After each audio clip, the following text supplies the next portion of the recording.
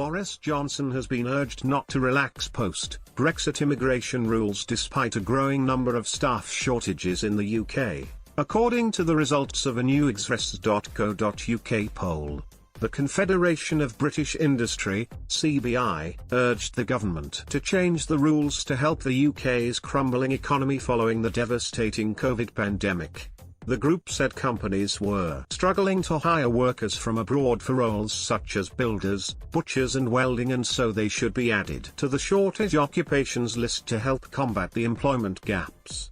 The Prime Minister was also advised to update the UK's immigration policy now it is not longer part of the EU, which currently works on a points-based system. Under the current rules, visa applicants in these sorts of job roles get 20 extra points towards the 70-point minimum required to work in the UK. Express.co.uk readers were asked between 4:57 p.m. yesterday and 9:45 a.m. today whether they thought Mr. Johnson should relax new immigration rules to combat staff shortages. Out of the 4.564 people who voted, 4,046, 89%, said no. Only 475 voters, 11%, agreed that the rules should be relaxed. And 43 people, 0%, said they did not know. Many readers also shared their anger at the prospect of changing the rules. One person said, "No, he should not." Another added, "Nope. We have to find a better balance between population numbers and public services. Housing, NHS, GP, education, policing and crime, public transport, environment."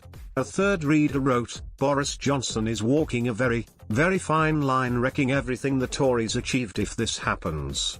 And a fourth simply warned, "Definitely not. It comes after an estimated 1.3 million non-UK workers have left the UK since late 2019. EU citizens living in the UK also only have today left to apply for EU settled status, OOS. CBI President Karanbai Limoria called on the Prime Minister to address the issues surrounding the shortages. She said, "Where there are clear, evidenced labour shortages, businesses should be able to hire from overseas.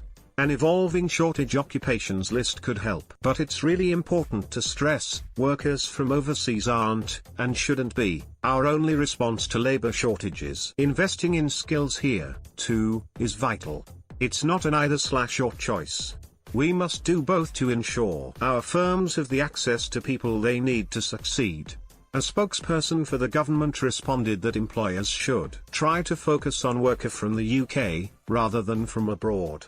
They said, "We've implemented an unprecedented package of measures to support businesses during the pandemic, and our plan for jobs is helping people across the country retrain, build new skills and get back into work.